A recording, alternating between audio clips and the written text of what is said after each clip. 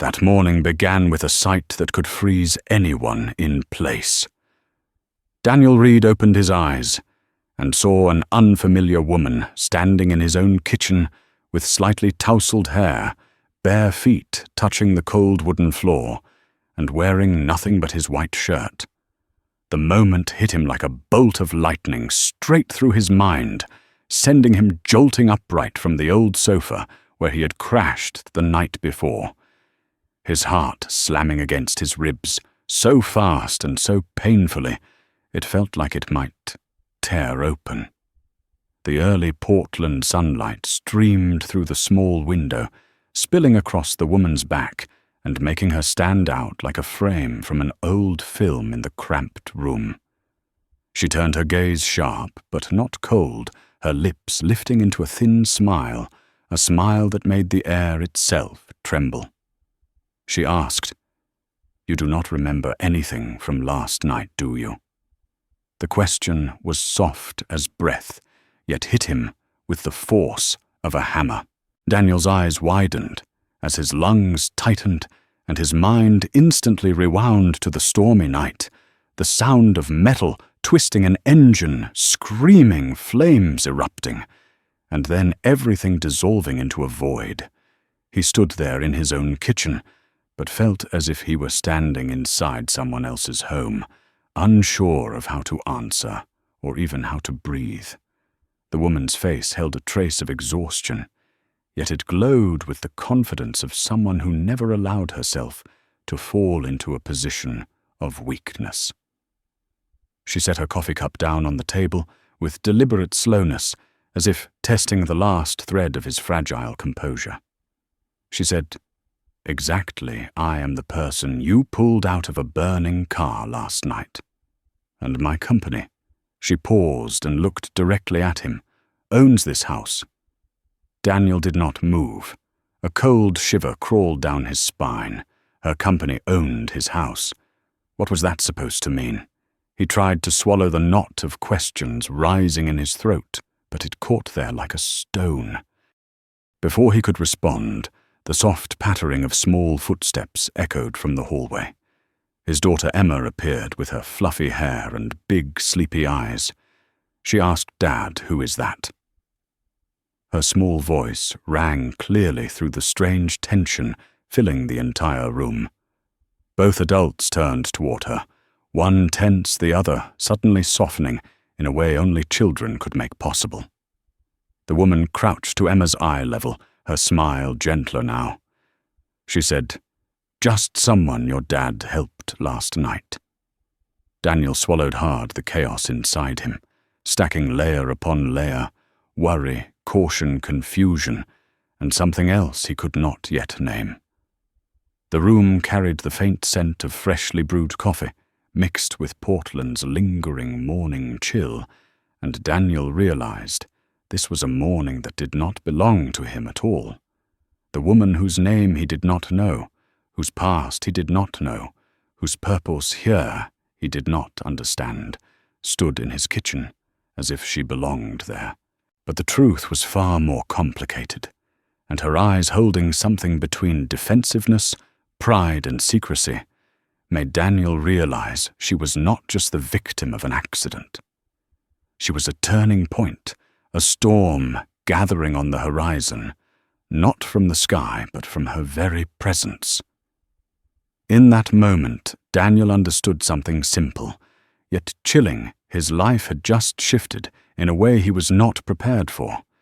He had no idea whether it would change for the better, the worse, or both at the same time. But the way she looked at him over the rim of her coffee cup hinted at a truth he would only grasp days later. Rescuing her from last night's fire was merely the beginning of another fire, one that would burn through every limit Daniel once believed he could never cross.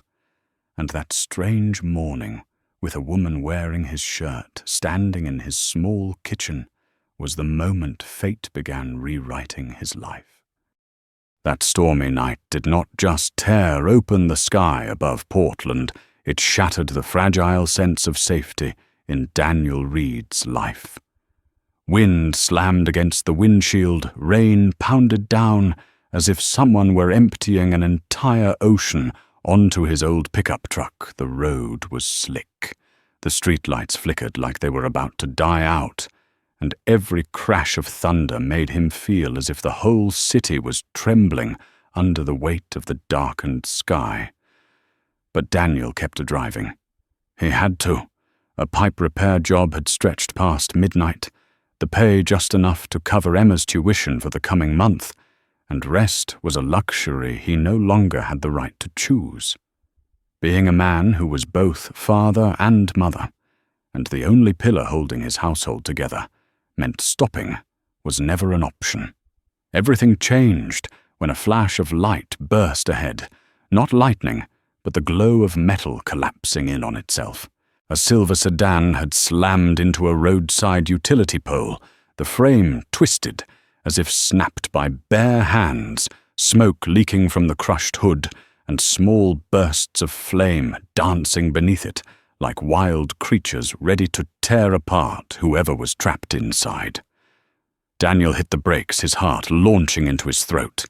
There was no one else on the road, no sirens, no headlights approaching. Just him, and a burning car gasping for life. He threw open his door, yanked his jacket over his head, and sprinted into the slanting rain. The stench of gasoline thickened the air, mixing with the acrid bite of burning metal, and something else that prickled his skin, the scent of danger pressing close. He pressed against the window, straining to see inside. That was when he saw her for the first time, slumped over the steering wheel, hair plastered to her face, skin pale to the point of translucence, eyes barely open with fear and despair. Her hand trembled, but could not lift, as if every remaining ounce of strength had been crushed beneath the seatbelt tightening against her chest. She whispered, "Help me." Her voice was so faint, it seemed like a single thread of breath hanging over an abyss. Daniel didn't hesitate. He didn't think. Something inside him, a courage he sometimes forgot he possessed, ignited instantly. He struck the glass. Shards fell onto his shoulders, slicing red lines across his arms. He reached in, found the seatbelt latch, and used the small knife in his pocket to slice through it in one decisive motion. When it snapped, her body collapsed into him, limp cold, as rain soaked into stone. He pulled her out, held her firmly against him, and ran from the car just as flames surged upward, swallowing the driver's seat, in a burst of orange light like the gates of hell had swung open. Heat seared his back with every step, but he only tightened his grip, shielding her from rain and fire. He did not know who she was, where she came from, or what world this luxury car belonged to. He only knew that the person trembling in his arms was caught between life and death. When he laid her in the passenger seat of his truck, he finally saw her face, clearly beautiful and sharp, yet exhausted, fragile enough to twist something deep inside his chest. Her lips were tinged with blue, her breath breaking apart like it was being squeezed out of her lungs. She whispered, "Cold, I cannot breathe." Daniel looked at the road ahead, flooded trees downed, no ambulance able to reach them in time. He had no choice. He thought of Emma. If she were ever in danger, he would want someone to save her without asking a single question. He switched on the headlights and turned the truck toward his home. "Stay with me," he said, his voice steady, even though his heart was shaking. "I am taking you somewhere safe." She did not answer. Her eyes drifted shut, her breath weakening. Daniel tapped her hand gently, trying to keep her conscious. "Hey, do not sleep. Listen to me, you are going to be fine, all right." But her face only tilted to the side, rainwater clinging to her eyelashes, and she slipped into darkness. When Daniel pulled up to his house, The storm was still roaring, as if trying to tear the city to pieces. He lifted her into his arms, shocked by how light she felt, as if even a gust of wind could blow her away. He kicked the door open, rushed inside, laid her on his bed, covered her with blankets, and sat at the edge of the mattress to check her breathing. Cold drafts swept through the room each time the window rattled under the storm's force. He brushed wet strands of hair from her forehead, feeling how dangerously low her body temperature had fallen. "You have to live," he whispered, unsure why those words came from somewhere so deep inside. "I do not know who you are, but you have to live." That night, Daniel did not sleep. He leaned against the wall, eyes fixed on the bedroom door, listening to the fragile breaths of a stranger fighting to stay alive. Sometimes he heard her gasp, sometimes a muffled sound of pain, and each time his hands clenched tighter as helplessness pressed against his ribs. Rain hammered the roof like it wanted to drown the world, yet beneath the howling wind, the cracking thunder, and the rushing water, Daniel heard something else, the rhythm of his own heartbeat, shifting into an unfamiliar cadence. A rhythm warning him that nothing after this night would ever be the same. And he had no idea that the woman lying in that small room would change his life in ways he had never imagined. When the first light slipped through the window, Daniel Reed had already stayed awake the entire night, his back stiff from leaning against the wall, his eyes fixed on the bedroom door where the woman he had rescued was lying. He had listened to every strained breath she took each weak inhale, cutting into his heart, filling him with worry and a crushing sense of responsibility. The rain had eased, but the cold wind still pushed through the thin walls of the small house, making the morning air damp and biting. Daniel stood, drew a long breath, and forced his exhausted body to move as he prepared breakfast for Emma. He opened the kitchen door, and his heart dropped to his feet at the sight before him.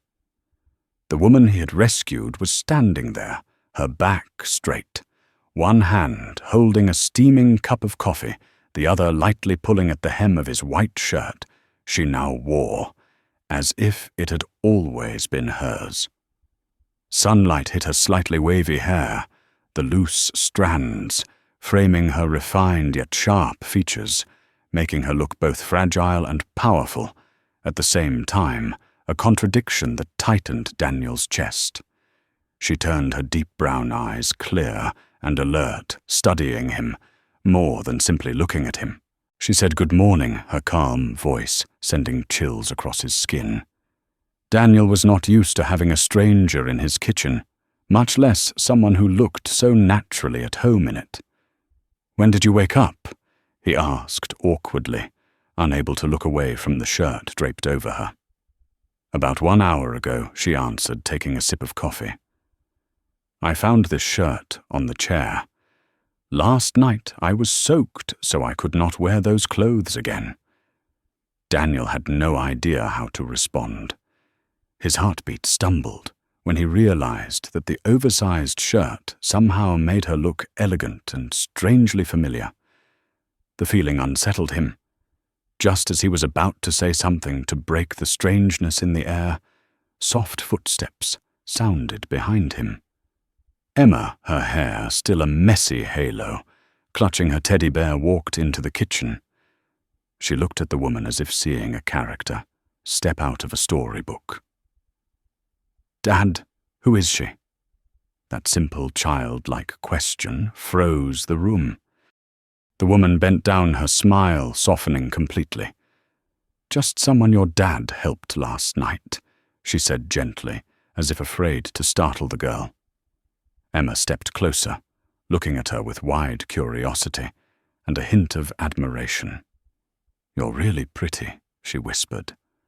The woman let out a small laugh, a sound that made something inside Daniel loosen unexpectedly. "Thank you, Emma," she replied with an oddly warm voice. Daniel squinted.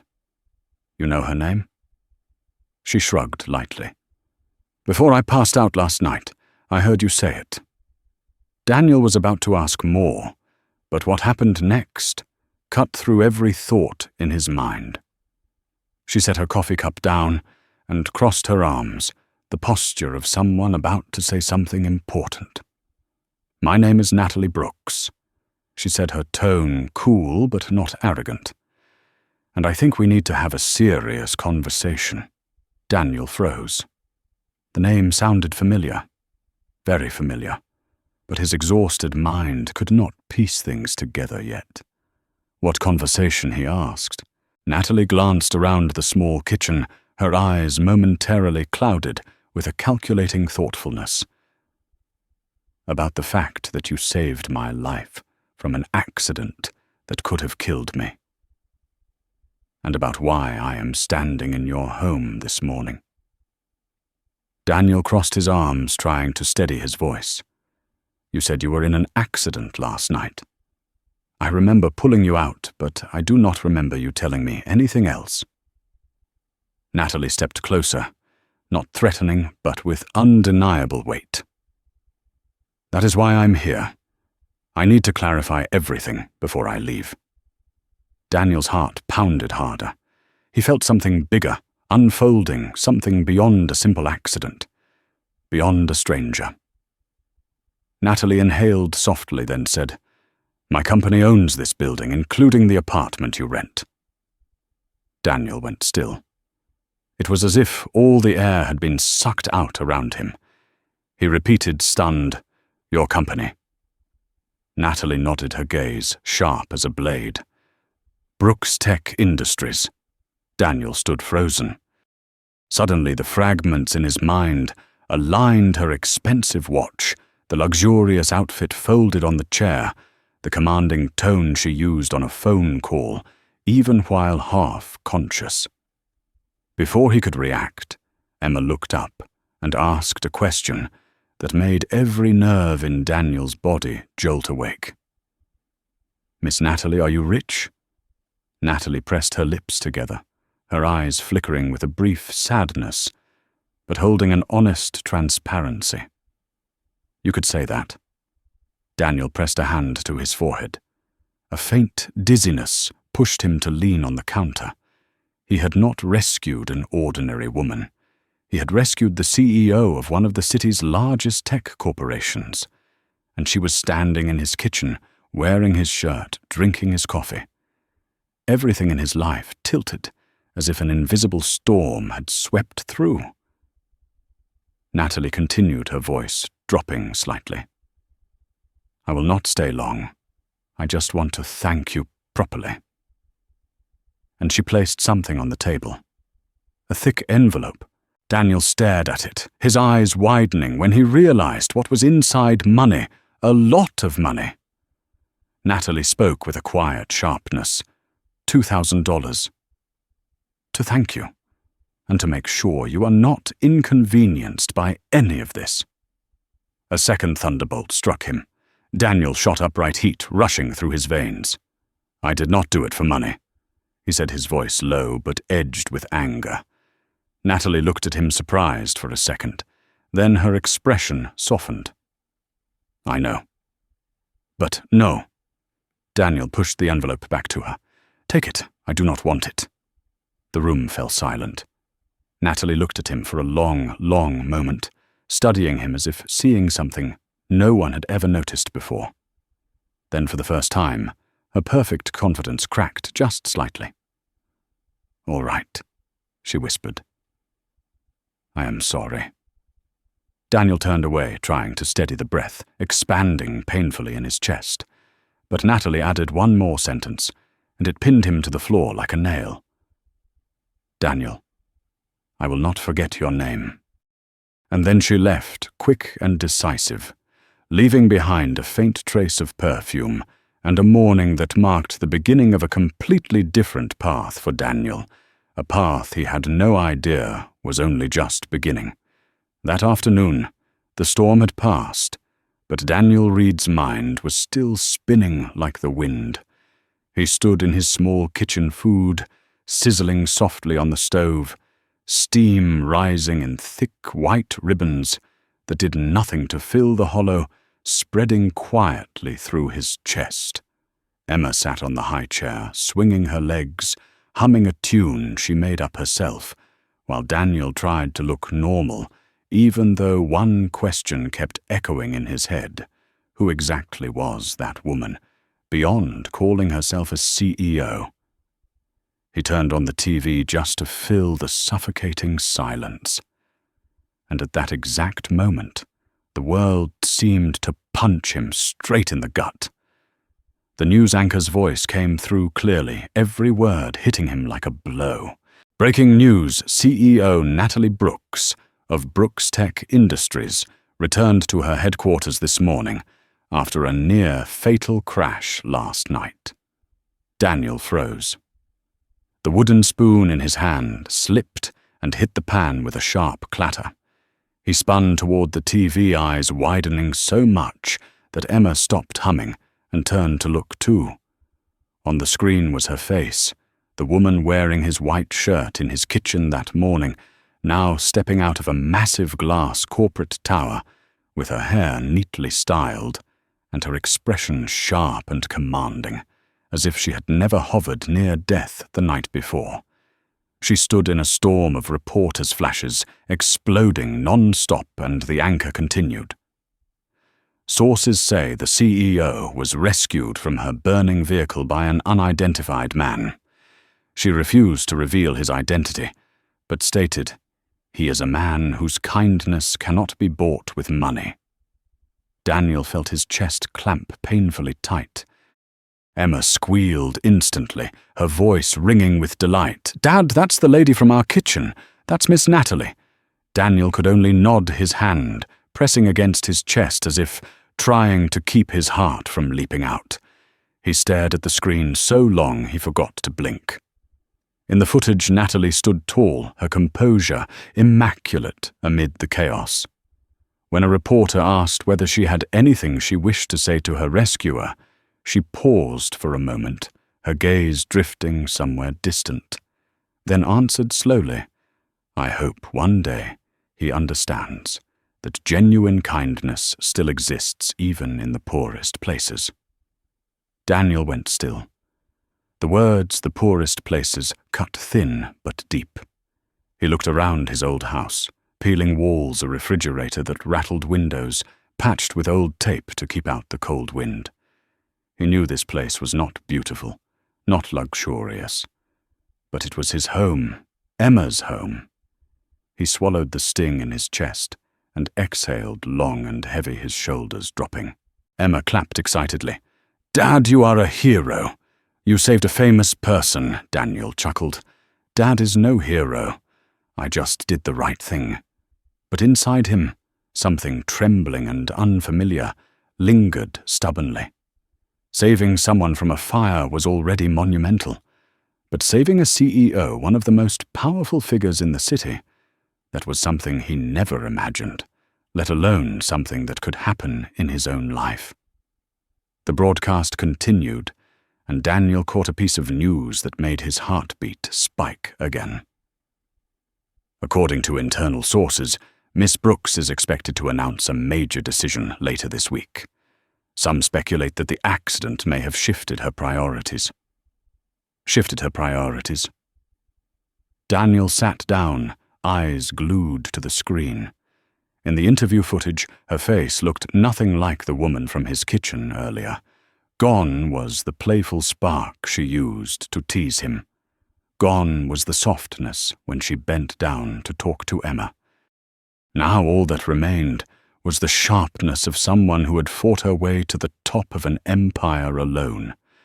He wondered what she had lived through to become someone who could be cold and fragile and proud and conflicted all at once. And why she had appeared without warning in his home, in his life, then left just as abruptly, like a forceful gust of wind, shifting everything inside him out of place. Emma tugged at his sleeve. Dad will miss Natalie come back." Daniel looked at his daughter, thought for a moment, then answered honestly, "I do not think so, Emma. She belongs to a different world." Emma pouted. "But I like her." Daniel laughed, ruffling her hair. "You like everyone." Emma put her hands on her hips. "No, I only like people who are nice and pretty." Daniel laughed again, but nothing inside him felt light. The broadcast ended, the screen shifting to commercials. He turned off the TV and stood still for a long moment. In his mind, images of Natalie wearing his shirt, standing in his kitchen, with that half-teasing, half-searching smile, kept replaying like a film strip refusing to stop. He whispered softly, almost to himself, "She really is a CEO." The shock still had not faded. When Emma suddenly asked, "Dad, do you like her?" Daniel nearly choked. I only met her for a few hours." Emma tilted her head. "But you looked at her for a long time." Daniel coughed repeatedly. "Dad was just surprised. That's all." But Emma didn't believe him. Children had a strange instinct for seeing through the things adults tried to hide.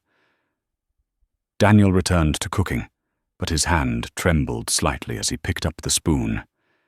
Something in his chest felt strange, not worry, not fear, not anger. Something softer, deeper, far more dangerous. Something he did not dare name. He did not know that Natalie's appearance that morning was only destiny knocking on the door for the first time. He did not know that while he stood in his tiny kitchen, trying to shake off thoughts of her somewhere across the city, Natalie was staring at her computer screen, replaying footage of Daniel carrying her away from the fire, her eyes reflecting something she herself could not understand. Two people in two different places, two different worlds, neither aware that they had already stepped into each other's orbit, an orbit from which neither of them could turn back. And what Daniel believed was the end of their encounter was in truth only the beginning. 3 days had passed since that fateful morning, yet to Daniel Reed everything still felt unfinished, like a song that had been cut off right at its climax. He tried returning to his routine, fixing burst pipes, welding burnt wires, scraping together enough to pay bills, but the image of the woman wearing his shirt kept slipping into his thoughts whenever he let his guard down. She moved through his memory like a cold gust that somehow left a burning echo behind. She spoke little, but every word she said was engraved sharply into his mind. He did not understand how a single brief morning could linger in him so deeply. Perhaps it was her eyes, perhaps the way she apologized, or perhaps it was the moment she stood in the sunlight of his small kitchen, a sight he knew he might never witness again in his lifetime. He believed their story was over. Someone like her, a CEO, brilliant and powerful, would have no reason to remember an anonymous repairman from a working-class neighborhood. But fate always chooses the most unexpected moment to turn a life upside down. That day, Daniel was at Emma's elementary school, fixing a burst pipe in the teacher's lounge. He was crouched under the sink hands, covered in oil and grime, the familiar damp smell clinging to his shirt. Outside, he could hear children playing, teachers chatting, and Emma laughing, a sound that rescued him from every exhausting day. Then another sound, cut through everything, the smooth hum of an expensive engine, the firm click of a car door closing, and the sudden hush that spread across the schoolyard, as if someone had just stepped out from a different world. Daniel stiffened. He did not know why, but his instincts told him that silence had something to do with him. He wiped his hands on a towel, stood and walked toward the doorway. And he saw her. Natalie Brooks stood beside a sleek black sedan, the click of her heels on the pavement, pulling every gaze toward her, as if she carried her own gravitational pull. She wore a fitted white suit, her face sharp but not with the cold, untouchable poise she had on television. Her eyes softened the moment they found Daniel, as though she had spent the past days thinking about this moment. No one in the schoolyard knew who she was, yet everyone stared at her like witnessing something rare. And Daniel stood frozen in place. "Mr. Reed," she said, her voice, light but clear, compressing the air around them. "We need to talk." Daniel swallowed. He glanced around, hoping for even a second that this was a dream.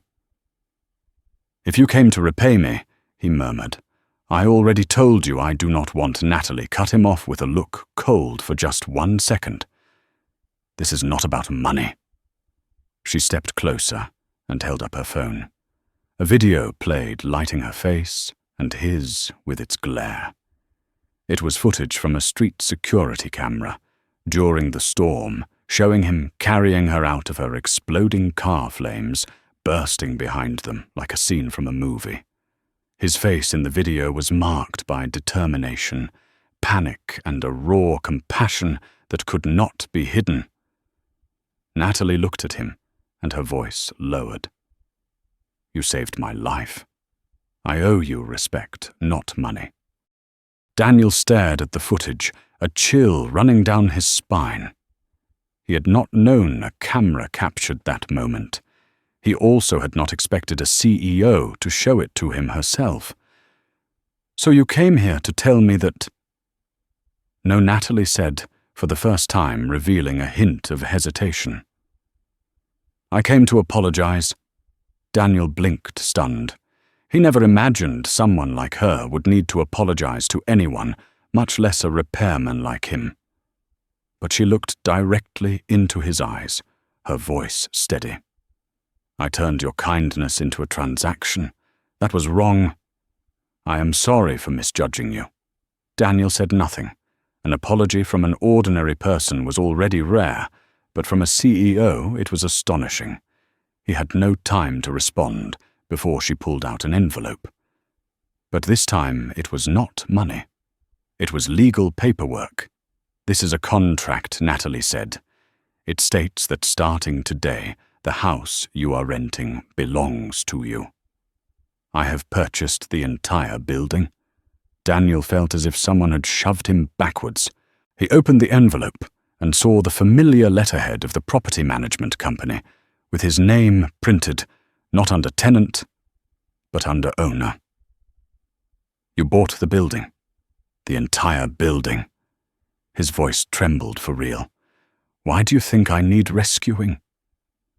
Natalie stepped closer, her expression calm. "No, Daniel. I think you deserve a fresh start. And this is only part of what I am going to do." Daniel's throat tightened. He felt as though he was standing before a rising wave he did not know would save him or drown him. He wanted to refuse, but something inside him hesitated, sensing that this was not simply about her helping him, but about something she needed to heal within herself. Natalie glanced toward the playground, where Emma was laughing with her friends, sunlight catching in her hair. Natalie's gaze softened visibly, as if Emma's laughter struck somewhere deep inside her. "I grew up in the foster care system," Natalie said quietly. "No one ever helped me unless they gained something from it. You are the first person who saved me without asking for anything. I want to build something that begins with genuine kindness. And I want it to have your name on it." Daniel stood speechless. He could no longer tell what was real or dream. Natalie met his eyes again this time, with no fragility, only resolve. "This is not obligation. It is choice. And I hope you let me make it." Daniel drew a long breath, feeling something inside his chest crack open. Not a crack that hurt, but one that reminded him how long it had been since he let anyone step into his life. He did not know what this marked the beginning of trouble change or hope. But when he looked at Natalie standing before him, with eyes both strong and fragile, he knew one thing for certain. She would come back. And today's meeting was not the end. It was the beginning of a new storm, a storm not meant to destroy, but to rebuild everything from the ashes. Daniel Reed stood frozen in the middle of the schoolyard, his hands tightening around the stack of papers Natalie had just given him. The sharp signatures, the embossed seals, his name printed boldly under the section marked Owner. It all seemed to grow heavier in his grasp, until he could barely feel his fingers. A light breeze drifted through, carrying the laughter of children, but it was not enough to pierce the shock constricting his chest.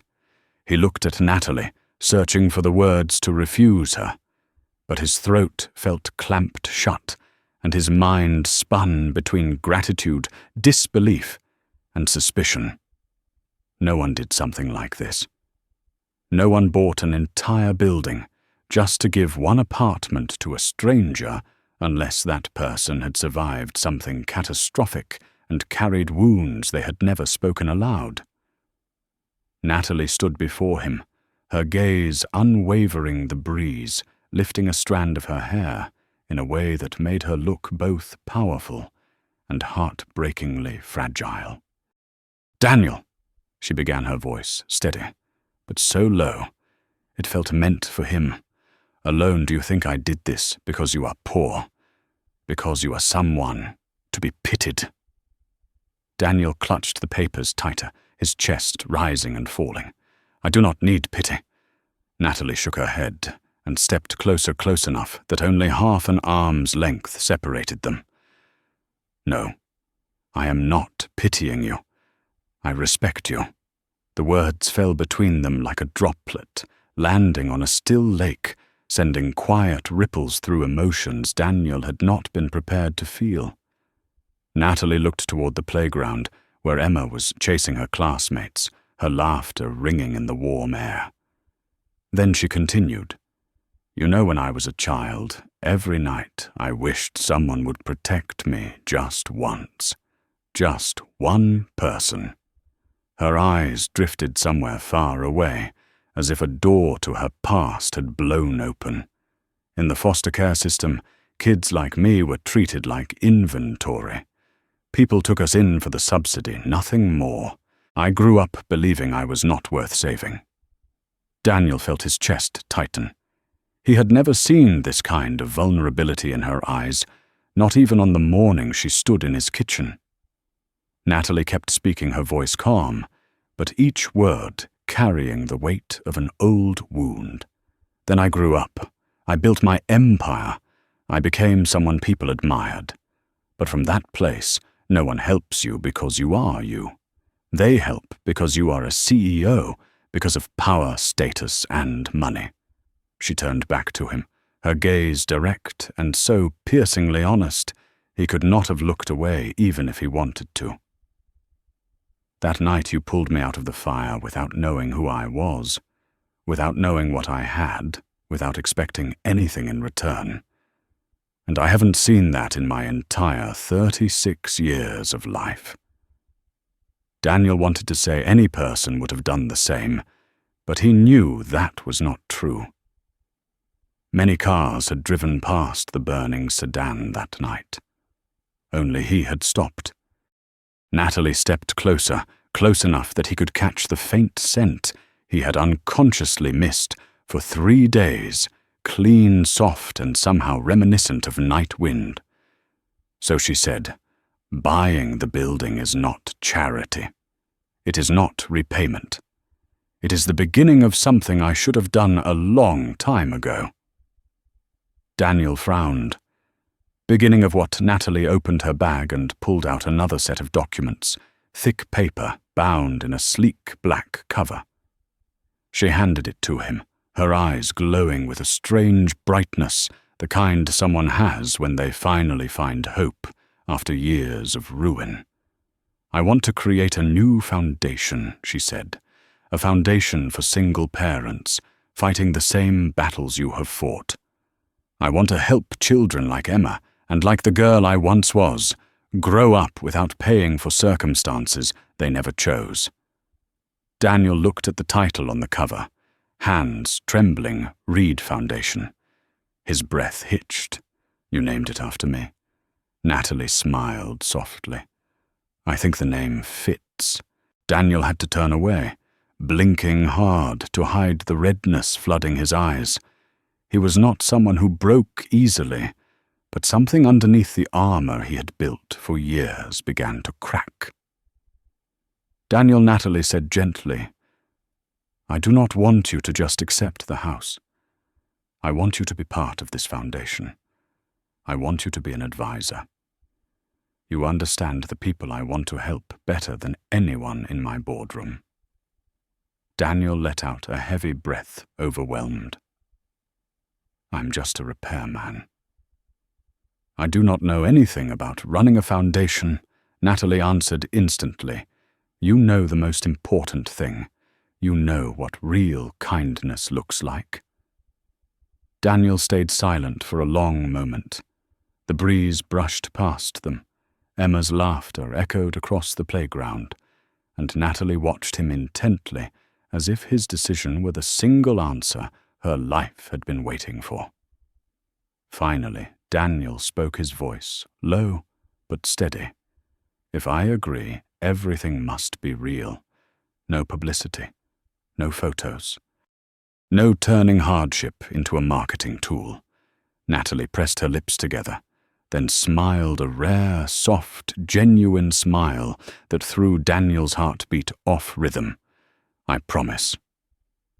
Daniel nodded slowly, feeling as if he had just stepped into something far larger than he had ever imagined. Before he could say anything more, Natalie tilted her head slightly, mischief flickering at the corner of her mouth, the same look she had given him on the morning they first met. "And one more thing." Daniel tensed. "What is it I still have not returned your shirt?" Daniel let out a laugh, the first real laugh he had released in days. Natalie looked up at him, her eyes bright in the afternoon sun. "And I do not plan to return it." He looked at her longer than he meant to. A strange warmth bloomed in his chest, not because of the shirt, but because she said it with a familiarity he secretly liked more than he dared admit. "You want to keep it?" "It makes me feel safe," she said softly, her powerful CEO voice dissolving into something tender. So tender that Daniel found himself wanting to step closer just to hear her better. "Like the moment you pulled me out of the fire." Daniel inhaled deeply, aware that his life had already changed. But what he did not know was that the instant Natalie spoke those small, quiet, honest words, fate had stitched the two of them together, with a thread no longer easy to sever. And from that moment on, everything had only just begun. The evening of the Reed Foundation launch unfolded at Portland's largest convention center, golden lights washing over the towering glass panels like columns of brilliance reflecting hundreds of elegantly dressed guests streaming inside. This was the world of executives, investors, and the city's most influential figures, a world Daniel Reed had never belonged to, and never imagined he would one day stand in the middle of. He stood backstage wearing a borrowed suit, slightly loose at the shoulders, the tie pulled too tight around his neck, making it hard to breathe. His hands were clasped together, palms damp despite the air conditioning humming through the room. Outside, the speakers boomed with polished voices, waves of applause rising and falling, and the elegant hum of sophisticated conversation pressed against Daniel like an invisible weight. Emma sat on a nearby chair, wearing the blue dress Daniel had spent a month saving for. Her legs swung back and forth as she watched him with bright, unwavering pride. "Dad," she said, her voice small but full of certainty. I think you are going to talk better than all of them." Daniel let out a strained laugh, leaning down to fix her hair. "Dad just hopes he does not trip over the microphone." Emma looked at him with the seriousness of someone stating a universal truth. "You are the best person in the world. Anything you say will be good." Daniel wished he could believe her, but the knot of nerves still tightened like an invisible rope. He was not born to stand before crowds. He was born to repair what was broken, to work with calloused hands, to raise a child on paychecks from other people's homes. Never had he stood in a place where his words could change the lives of hundreds or even thousands. And what shook him the most was not the stage, but the woman standing on it, Natalie Brooks. When the house lights dimmed and the spotlight swept across the stage, Natalie stepped into it like someone destined to stand in that glow. She wore a simple but striking white jumpsuit, her hair pulled into a clean updo that revealed the strength in her jawline. Her gaze swept the room with effortless command, the confidence of someone who had long mastered the art of holding every eye. But when her gaze found Daniel backstage, it softened, warmed, speaking a silent message. "You are not alone." Natalie began her speech, her voice low, steady, and captivating. 2 weeks ago, my life nearly ended inside a burning car. If fate had not sent a man down that road at the exact moment I needed him, I would not be standing here today. The room fell completely silent, breaths suspended in the air. That man did not know who I was. He did not know my net worth. He did not know my influence. He only knew someone needed to be saved. Natalie's eyes glimmered under the lights, crystal clear, yet carrying gratitude, so profound it seemed etched into her very pulse. And that day, he taught me something. True kindness is a power even a CEO cannot claim unless it comes straight from the heart. Soft murmurs spread across the hall. Some had begun to guess what she would say next, but most still had not. Natalie extended her hand toward backstage, toward the man standing stiff as stone. "Please welcome the man who saved my life. Daniel Reed." Daniel did not remember how he walked onto the stage. The lights blurred so bright he blinked constantly. Applause thundered through the room like a storm, hundreds of eyes fixed on him, but he only saw one pair of eyes, Natalie's. She smiled, and that smile was the rope pulling him out of the abyss of fear. Daniel took the microphone. His hand trembled. His voice was rough. But when he saw Emma in the front row, raising 2 peace signs to encourage him, a warm rush spread down his spine. "I do not really know what to say," Daniel began, and a few soft laughs rippled through the audience at his honesty. "I am not a speaker. I am just a repairman. I fix outlets, patch pipes. I do not stand under lights like these." He inhaled deeply. "But being a single father taught me something important. You do not need a lot of money to be strong. You just need someone who believes you are worth trying for." Natalie looked at him, unmistakably proud. Daniel continued, his voice steadier now. "That night I did not save a CEO. I saved a human being. Someone afraid. Someone who needed to be pulled out of danger. That is all." The hall was silent, so quiet he could hear his heartbeat thumping in the microphone. "And if tonight we are building something meaningful, then let us build it for the forgotten ones, the ones who are not on the news, who do not have microphones or stages, single parents, working families, the people who spend their lives asking for nothing but a chance." He turned to Natalie, and for the first time in his life, before a crowd, he spoke the truth without trembling. I do not need to be a hero. I just want to be someone my daughter is proud of. And if the Reed Foundation can help other children feel protected, then I am ready." A long breath of silence. Then the entire hall rose. Applause crashed like waves against rock. Natalie stepped beside him, placing her hand on his over the microphone light, but firm a gesture of promise. As the stage light softened, she leaned closer and whispered, "Just for him. You just changed more than you realize." Daniel turned to her, really looking at her. A strange light flickered between them, not debt, not obligation, but a connection so deep and dangerous, it felt like something that could burn through an entire lifetime if touched for too long. And in that exact moment, he understood something that made his heart beat a stumble. It was not just the Reed Foundation that had been born tonight. Something else had too, something without a name, without a contract, but undeniably real between him and Natalie. Something growing, something unstoppable. Something destiny had begun writing on the stormy night that bound their lives together. That night, after the hall had emptied and the stage lights dimmed, Daniel Reed stepped into the quiet corridor, with his heart still pounding as if he had just walked out of another storm.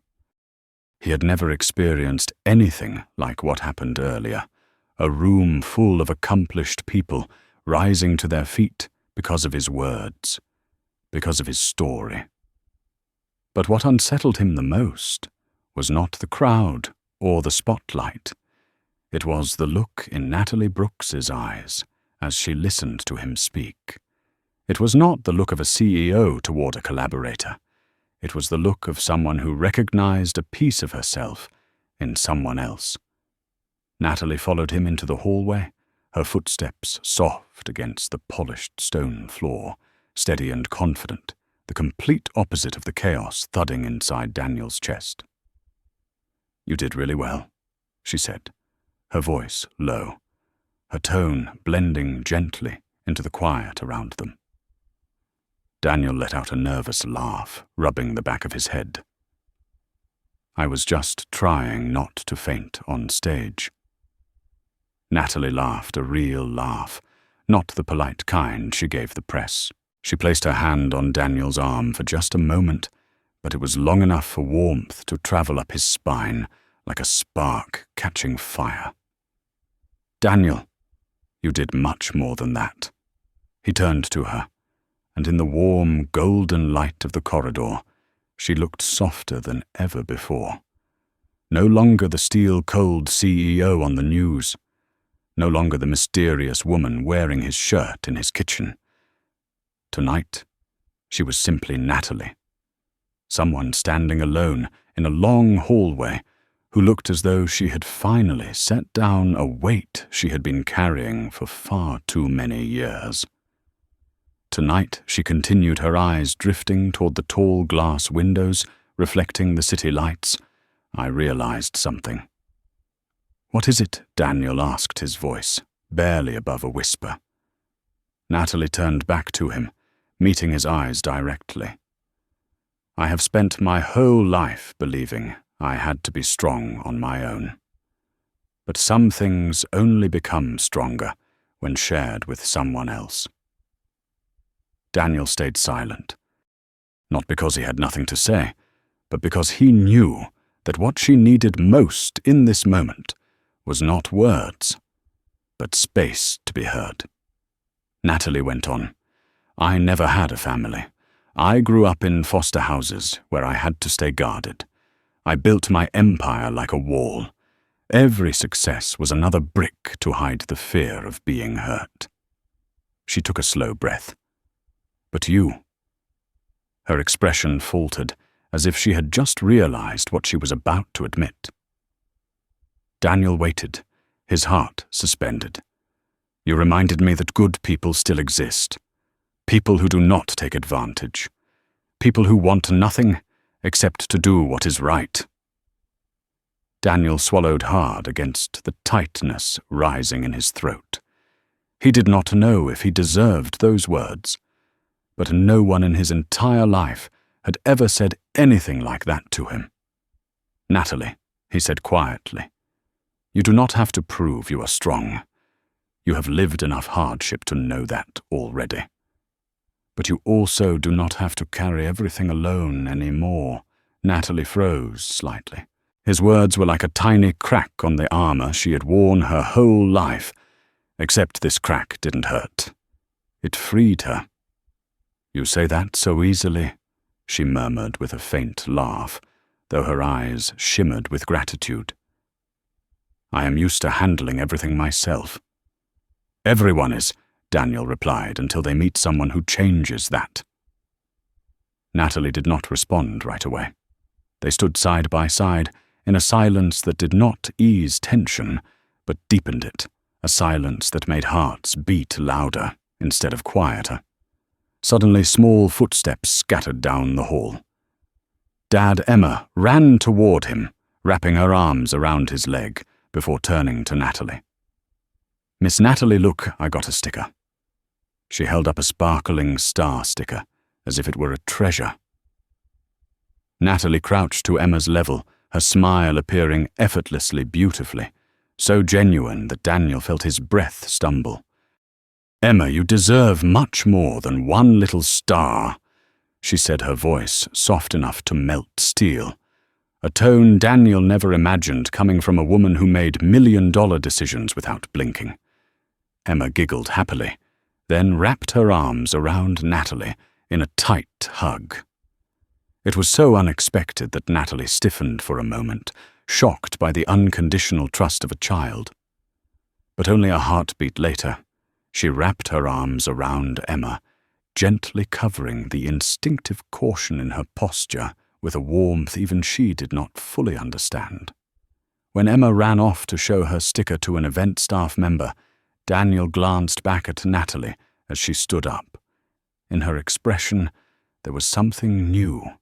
Not admiration, not gratitude, but something deeper, quieter, and more dangerous for them both, attachment. "She is adorable," Natalie whispered, but Daniel heard the emotion beneath her words. "She really likes you," Daniel replied. "She does not open up that easily." Natalie blinked, as if his words touched something she had buried for years. "Thank you for trusting me to be near her." Daniel looked directly at her. "Maybe the truth is, I was not trying to keep you away." Another silence settled between them, heavier this time, deeper, and neither of them backed away from it. Finally, Natalie inhaled deeply, gathering courage as if stepping across an unseen threshold. "Daniel." Her voice softened. "I do not just want you to be an advisor for the foundation. I want you." Her throat tightened. "I want you present. At the meetings. Through this journey."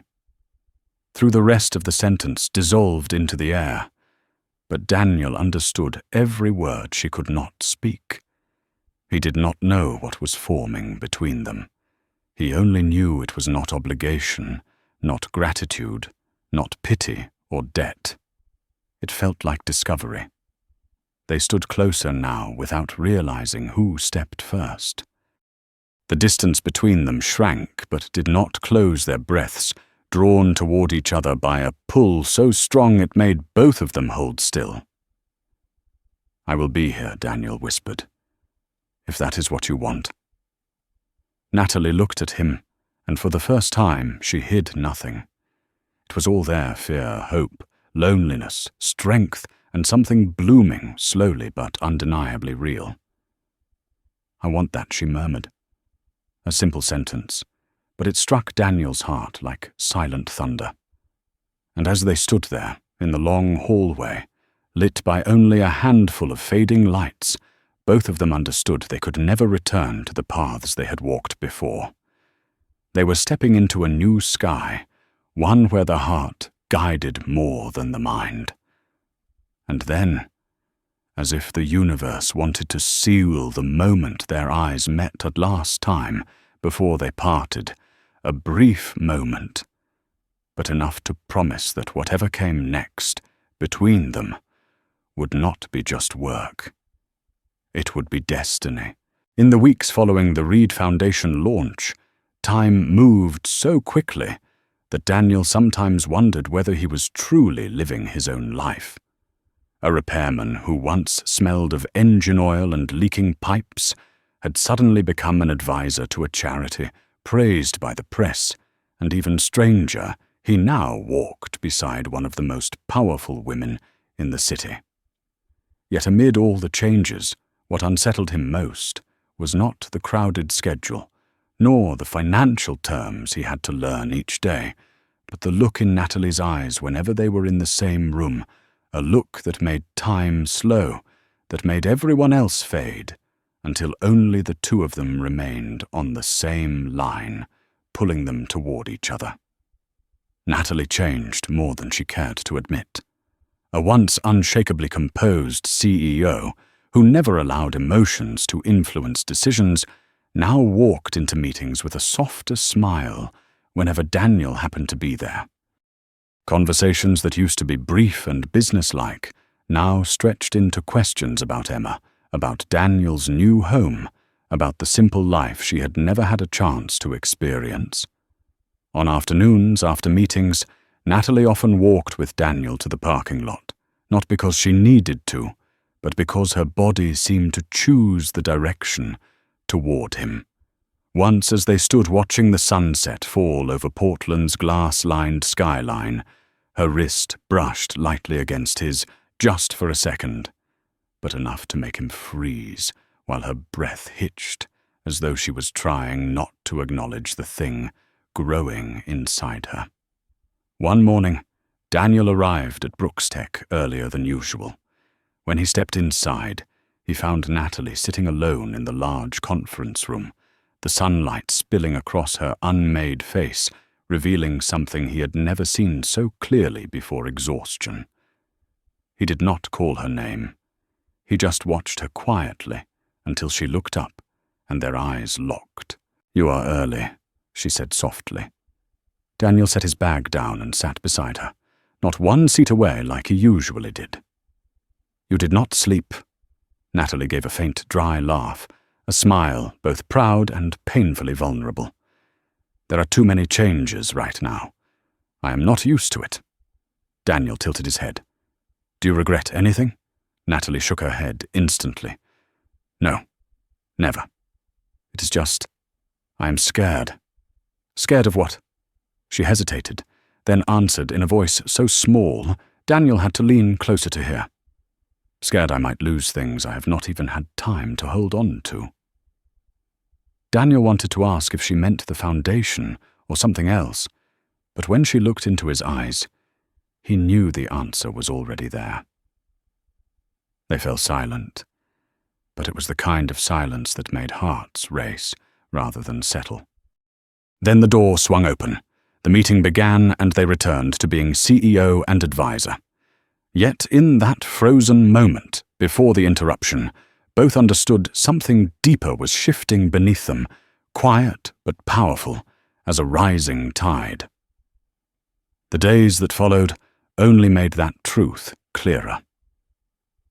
Natalie visited Daniel's new workshop not because of any business schedule, but because she wanted to see the place where his dream lived. She stood among the clinking tools and smell of metal and whispered, "I understand why you love this place." Daniel looked at her, seeing the sincerity of a woman who had lived in towering glass buildings all her life, but found peace in a small repair shop. Another day, Daniel invited Natalie for dinner at his house. Not a date, just a simple pasta dinner Daniel made for Emma, and Natalie happened to drop by to deliver a file. But when Emma sat between them telling stories from school, and Natalie listened with a soft smile Daniel rarely saw, the simple meal became something all three of them would remember. When Natalie helped Emma tie her hair, Daniel leaned against the doorway, watching the scene like a photograph he feared would vanish if he blinked. Natalie lifted her head and caught his gaze, and in that moment both knew exactly what was forming. No one said it. No one named it. But it was there, strong, honest, and harder to hide with each passing day. One late evening after a long work session, Daniel walked Natalie to her car under a mist of rain. She stood by the car door turned to him, and for the first time did not hide anything. "Daniel, do you ever think we might be getting too close?" Daniel looked at her, feeling both fear and hope threaded through her question. "Yes," he admitted. "But I also think some things will find their way, no matter how much we try to avoid them." Natalie inhaled sharply, her eyes bright with a silent battle between logic and heart. And if it makes everything complicated, Daniel stepped closer, not touching her, but close enough that she felt his warmth in the cold night air. "Then we face it together."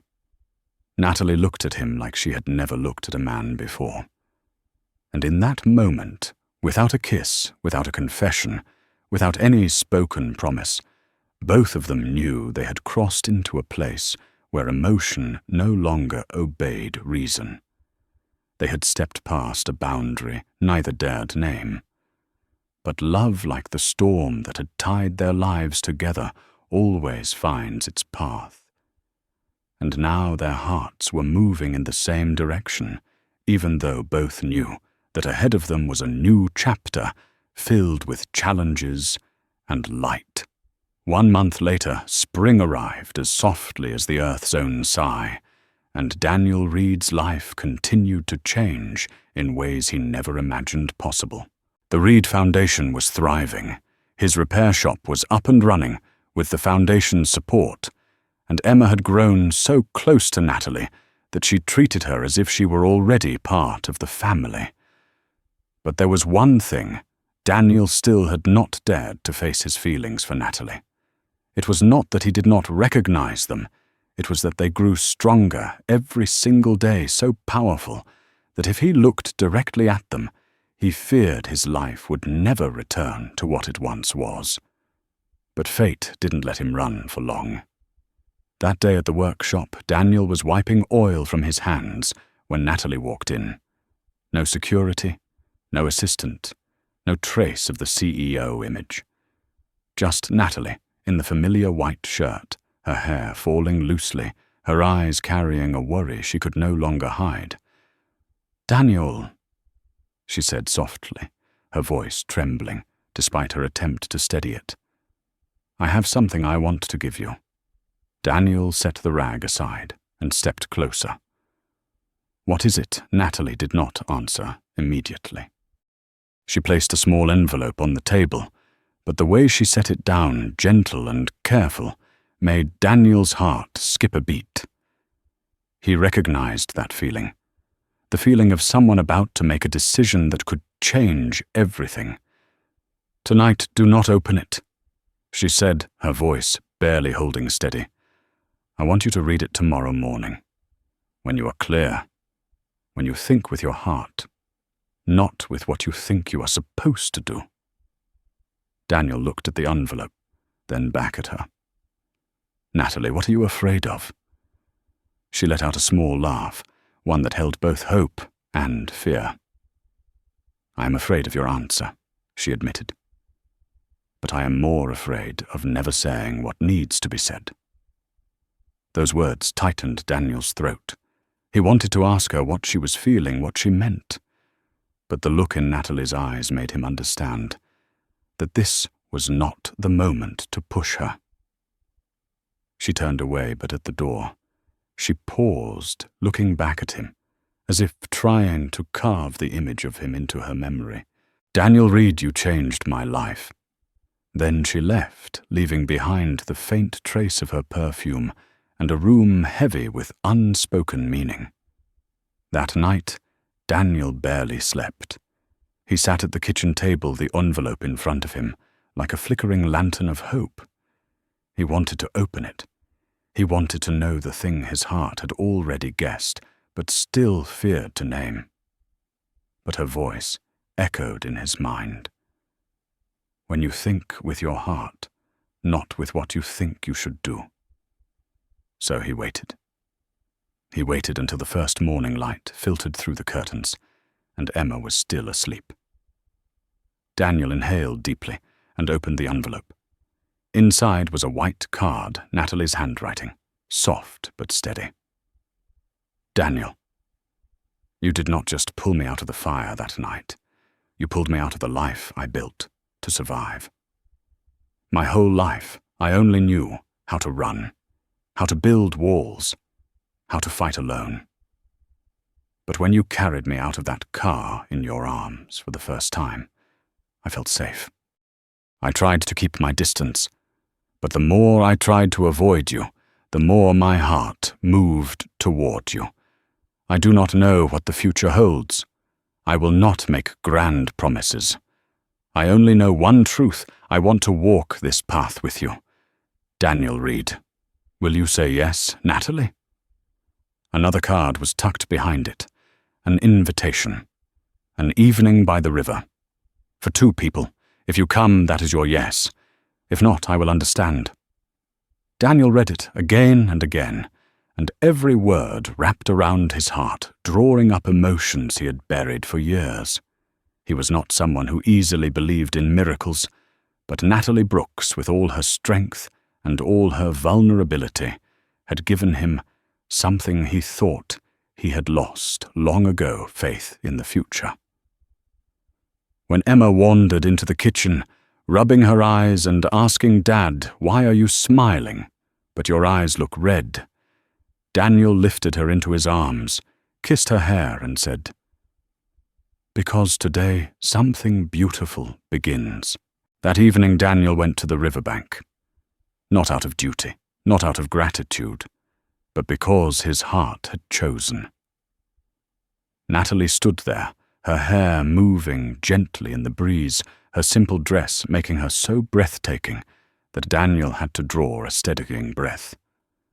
When she saw him, her eyes lit with a glow he had never seen in anyone before, the glow of someone who had found something they once believed impossible. "You came," she whispered, her voice trembling. Daniel stepped closer, saying nothing. Instead, he lifted his hand and brushed her cheek gently, as though afraid the moment might shatter. Natalie closed her eyes and leaned into his touch. Daniel's voice softened.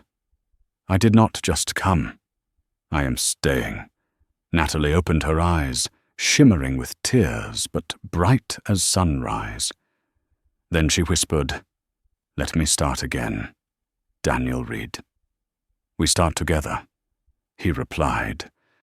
And when they shared their first kiss by the river, slow, deep, honest, with no need to rush, the world seemed to fade into a single line, connecting his heart to hers. It was not just love. It was a choice, a promise, the beginning of a new family, born from a stormy night, but blooming under the gentle light of dawn. From the perspective of a specialist in human behavior and the nature of connection, the journey of Daniel and Natalie reveals a truth many adults forget. Sometimes life does not change because of grand actions, but because of the moment we dare to open our hearts to someone else. An ordinary repairman and a powerful CEO, 2 worlds that should never have intersected, found common ground in kindness, vulnerability, and the longing to be understood. When one heart is brave enough to save, and another is brave enough to trust what once seemed impossible, becomes the beginning of an entirely new path. If this story makes you believe in kindness, and in the opportunities fate can bring, go ahead and like the video to spread this beautiful energy. Subscribe to the channel to follow more inspiring stories. And before you leave, drop a comment with the phrase, "Believe in good," to affirm that kindness still holds the power to change a person's entire life.